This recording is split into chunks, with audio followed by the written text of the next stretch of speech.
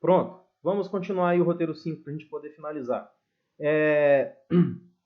Tinha começado a falar para vocês então do caso do sócio oculto e sócio aparente. Quem são essas pessoas? São aquela galera que costuma usar laranja nas suas empresas para poder cometer fraudes, né?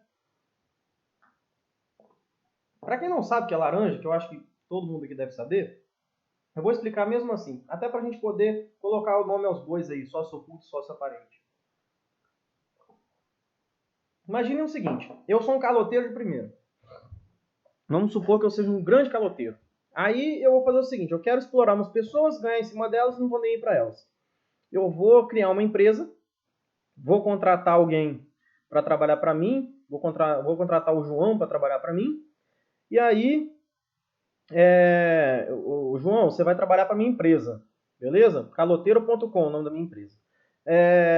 O CNPJ dela está aqui, eu vou anotar sua carteira de trabalho, caloteiro.com é seu empregador, certo?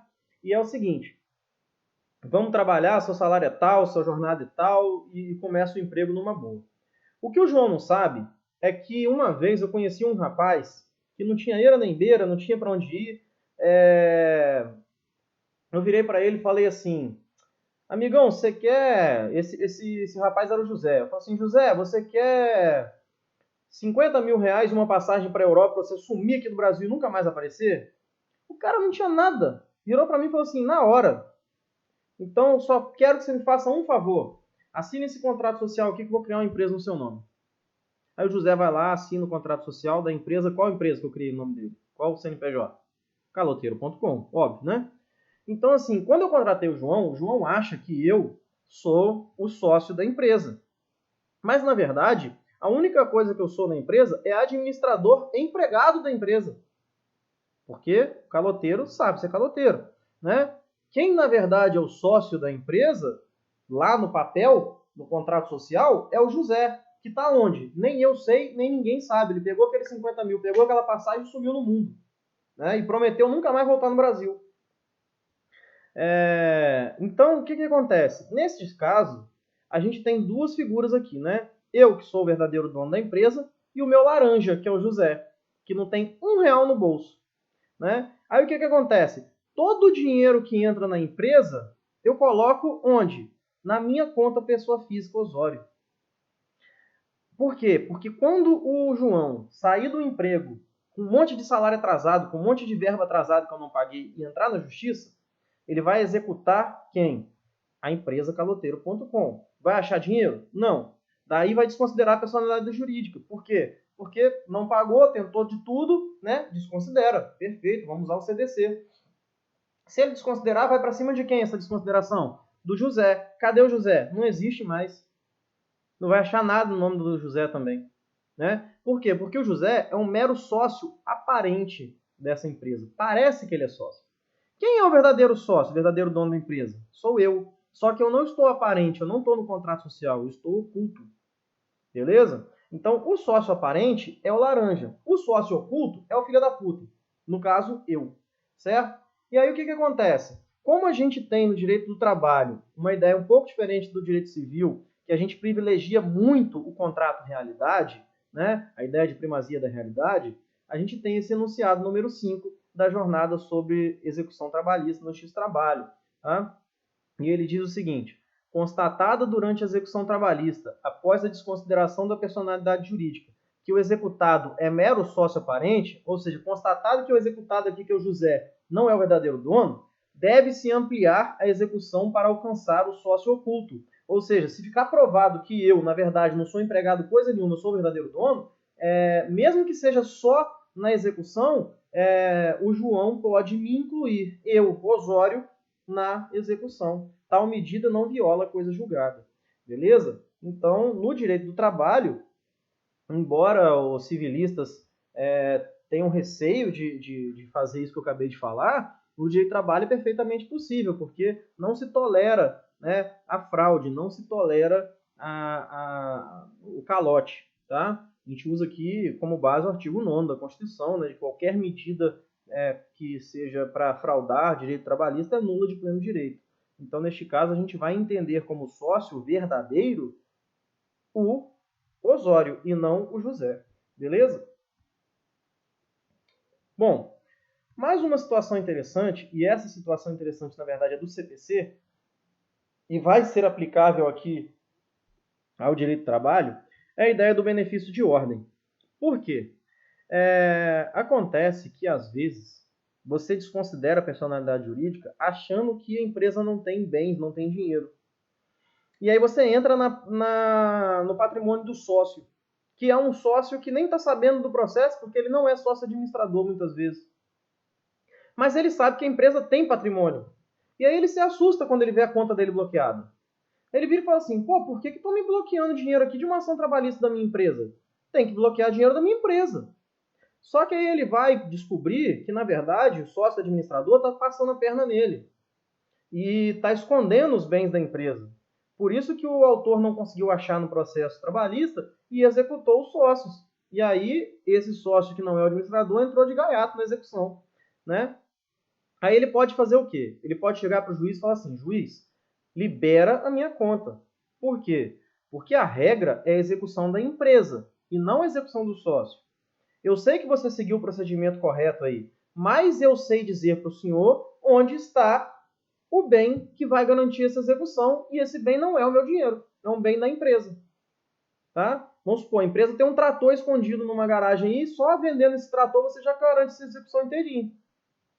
Então, onde está esse trator, Osório? Ah, esse trator está numa cidade tal, no bairro tal, tudo direitinho. Eu falo, tem que falar onde está, lógico, né? Não adianta eu chegar e falar assim, ah, a empresa tem um bem, tá onde? Ah, descubra. Não, aí não, né? Eu tenho que dizer onde está esse bem, tudo certinho. E se realmente for verdade, se a empresa tiver esse bem, tudo certinho, obviamente o benefício de ordem vai ser utilizado, ou seja, o juiz vai me desonerar, vai desbloquear a minha conta e vai bloquear o bem da empresa, porque a ordem correta é primeiro a empresa, depois os sócios. Tá? Então a gente tem aqui o artigo 795 do CPC, os bens particulares dos sócios não respondem pelas dívidas da sociedade, senão nos casos previstos em lei. O sócio réu, quando responsável pelo pagamento da dívida da sociedade, tem o direito de exigir que primeiro sejam executidos, que é a mesma coisa que executados, os bens da sociedade. É o benefício da ordem. Incumbe ao sócio que alegar o benefício nomear quantos bens da sociedade situados na mesma comarca, livres e desembargados, bastem para pagar o débito. O sócio que pagar a dívida poderá executar a sociedade nos autos do mesmo processo. Para desconsideração da personalidade jurídica, é obrigatória a observância do incidente previsto neste Código.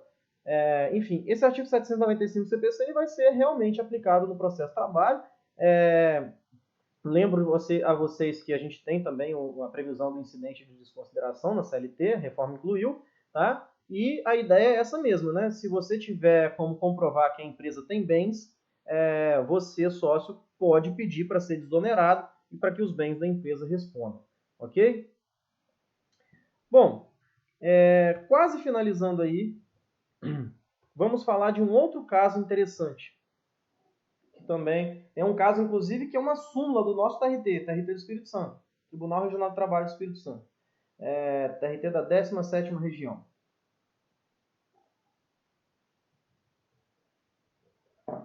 A súmula número 4. É o seguinte, nós ainda não falamos sobre isso, mas nós vamos falar sobre terceirização, por exemplo. Até na aula, no roteiro 6, a gente vai acabar comentando casos de responsabilidade subsidiária. Vocês já aprenderam alguns casos de responsabilidade subsidiária lá no direito civil, por exemplo, confiador, né? O avalista e tal. E aí, veja bem, sempre que você tenha um devedor subsidiário, e esse devedor subsidiário seja também uma pessoa jurídica, a gente vai ter uma dúvida. Por quê? Porque, veja bem, imagina que o devedor principal é uma empresa, CNPJ, uma empresa que tem CNPJ como dono. O devedor subsidiário também é uma empresa. Vamos fazer um exemplo de direito civil que vai ficar mais fácil de vocês entenderem. Mas a lógica vai ser a mesma para o direito do trabalho, tá? Imagine que você começou a alugar uma sala comercial. Você alugou e o locador dessa sala comercial é uma empresa, um CNPJ. Tá? Essa empresa alugou para você e você é um CNPJ também. Quer dizer, você que é o devedor aqui é um CNPJ que vai ter que pagar para o dono do imóvel, né? O aluguel. Você colocou como seu fiador uma outra empresa. Então, nós temos aqui o dono do imóvel, uma empresa que é o locatário e uma outra empresa que é o fiador. Daí você parou de pagar os aluguéis. O que o dono do imóvel vai fazer? Vai ajuizar uma ação em face de você e do fiador para cobrar, né, o pagamento desse aluguel. Correto? Beleza. Aí vamos supor que ele ganhou a ação e tudo mais, já estamos em execução. Aí você, empresa, não tem dinheiro para pagar a execução. Não foram encontrados bens, você não tem condições de pagar a execução. Aí nós temos um problema de ordem de execução. Vejam, o que eu faço primeiro? O fiador ele é responsável subsidiário, não é solidário, né? Então eu só vou executar o fiador depois que o principal não pagar. Mas o problema é, primeiro, eu executo a empresa principal, depois eu vou para o fiador, ou primeiro eu vou para a principal, desconsidero a personalidade da principal e só depois vou para o fiador. Entenderam a diferença? Primeiro eu executo o empregador e depois eu vou para o responsável subsidiário, ou primeiro eu executo o empregador, desconsidero a personalidade jurídica do empregador, tento os sócios da empresa que é a empregadora, e depois eu vou para o subsidiário? E aí, qual a ordem correta? Né? O nosso TRT, ele entende que a ordem correta é a ordem natural. Né? Não é natural, é completamente antinatural eu entrar no patrimônio dos sócios. Logo, para o nosso TRT, primeiro eu executo a empresa, depois eu executo a empresa subsidiária. Se as duas não tiverem como pagar, aí eu volto, desconsidero a empresa principal. Se os sócios não conseguirem, aí eu vou para a subsidiária e desconsidero a subsidiária. Então eu vou ter que fazer esse ping-pong. Tá? Eu não vou fazer a desconsideração de personalidade jurídica como primeira tentativa. Ela sempre vai ser a última tentativa. Tá? É isso que está na súmula número 4 do TRT. Vejam. A responsabilidade patrimonial do devedor subsidiário na execução precede a dos sócios do devedor principal. Quer dizer, primeiro eu vou para o devedor subsidiário, depois eu vou para o sócio do devedor principal. Salvo manifestação do credor em sentido contrário. Por quê? Porque o credor pode saber de alguma coisa que o juiz não sabe e pode dizer assim, ó, juiz, eu tenho certeza que a empresa subsidiária não tem dinheiro também, mas o sócio da primária tem, então eu vou no sócio da primária primeiro. Né? Então, a não ser que haja esse pedido, a ordem é empresa, empresa, sócio, sócio. Tá? A não ser que tenha algum pedido em sentido contrário por parte do credor. Aí ele explica. A desconsideração da personalidade jurídica do devedor principal se faz em caráter excepcional, sendo possível após frustradas as medidas executórias contra os devedores expressos no título executivo, principal e subsidiário. Tá? Então, primeiro eu vou tentar as empresas para só depois começar a tentar a desconsideração. A desconsideração é a última tentativa que eu vou fazer. Por regra, né, é a última tentativa. Bom, para a gente finalizar aqui, né, nós temos aqui a situação da falência e da recuperação judicial. Né? Eu vou comentar um pouco melhor sobre falência e recuperação judicial com vocês na aula 6, que é a de sucessão trabalhista. Mas só para introduzir aqui o assunto, né, para a gente finalizar por hoje, acho que eu vou falar com vocês do roteiro 6 na semana que vem. Tá? Já vai ficar grande, já ficou grande o primeiro vídeo, e esse aqui já vai ficar grandinho também até eu terminar. A ideia da falência é a seguinte: quando uma empresa está falida, é porque, obviamente, ela deve mais do que tem e ela não tem previsão nenhuma de que essa dívida diminua a ponto de conseguir ser paga algum dia. Né? Então, quando uma empresa entra em falência, significa que ela, na verdade, vai tentar pagar o máximo de pessoas possível, mas não vai ser possível pagar todo mundo. Tá? E aí a lei de falências e recuperação judicial, tem uma lei específica sobre isso, a lei 11.101, de 2005, tá? Tem uma previsão de ordem de pagamentos. Tá? E, obviamente, né, como vocês sabem, o direito mais importante que vocês vão aprender na faculdade é o direito do trabalho, e a própria lei de falência reconhece isso, porque fala que a primeira ordem de pagamento ali é pagamento de salário, né? Pagamento de valores alimentícios, alimentares, né? São os empregados que têm a preferência. Daí o que acontece? Lógico que se a lei falasse simplesmente que vou pagar primeiro as dívidas trabalhistas e não colocasse limite, poderia acontecer de você morrer a empresa todinha só pagando funcionário e todos os outros devedores ficarem na mão. Daí a lei de falências, ela tem um limite, tá? Até, eu esqueci agora quantos salários mínimos, é o limite que ela pode colocar aí como primeiro da fila os trabalhadores. Passou desse limite, ela já começa a pagar o segundo da fila. Então, alguns trabalhadores numa falência podem ficar ainda sem receber, ou receber só parte dos seus haveres, né? Para tentar fazer com que esses trabalhadores não fiquem no prejuízo, né, foi editado o enunciado número 20 na Jornada Nacional sobre a Execução da Justiça do Trabalho, que ele diz o seguinte, e essa regra, gente, de pagamento, de ordem de pagamento, ela é válida tanto para falência quanto para recuperação judicial, tá? Mas aí o enunciado 20, ele diz o seguinte, a falência e a recuperação judicial, sem prejuízo do direito de habilitação de crédito no juízo universal, significa o seguinte, sem prejuízo de você cobrar lá na ação de falência, não impedem o prosseguimento da execução contra os cobrigados, que seriam os responsáveis solidários ou subsidiários, né? Os fiadores e os obrigados de regresso, bem como os sócios, por força da desconsideração da personalidade jurídica. Ou seja, você pode atuar em duas frentes. Você pega o seu crédito, leva lá na ação de falências e pede, olha, eu sou trabalhador, sou empregado, eu quero ganhar primeiro. Certo? É uma forma. Mas você, já antevendo que pode ser que você não receba tudo, você continua a execução trabalhista cá na Justiça do Trabalho pedindo o quê? Desconsideração da personalidade e cobrando dos sócios. Beleza? Isso é possível. Inclusive tem aqui uma decisão que eu trouxe para vocês, que ela é de outubro do ano passado, que é uma decisão que ela se encontra no informativo de jurisprudência do TST e fala exatamente sobre essa possibilidade. Vejam bem, o redirecionamento da execução contra sócio de empresa submetida à recuperação judicial não extrapola a competência constitucional da Justiça Especializada, da Justiça do Trabalho. Tá? Ou seja, o TST concorda com a Jornada Nacional de Execução Trabalhista, tá? De execução da Justiça do Trabalho. Então não é só um enunciado de doutrina, é também aplicado na prática. Tá? Então, dito isso, a gente finaliza esse roteiro 5, né?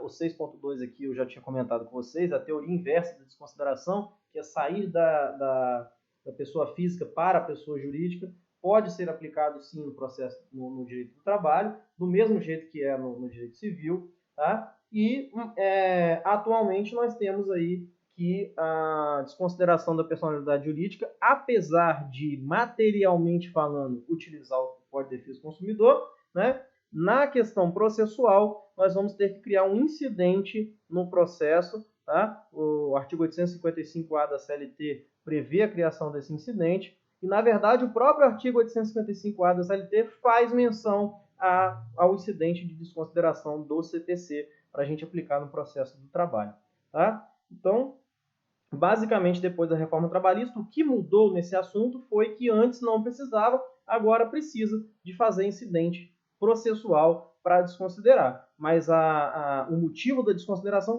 continua sendo o mesmo. Você tem que provar o que nesse incidente? Simplesmente que essa empresa não pagou, que não tem como pagar porque você tentou executar tudo. Tá? Então, você só vai ter que provar que você tentou todos os meios de execução. Não conseguiu, portanto, pede a desconsideração da personalidade jurídica. Ok? Então, aqui eu finalizo os vídeos da semana, finalizando também aqui o roteiro número 5, tá? E na semana que vem a gente já vai começar e terminar também o roteiro 6, tá?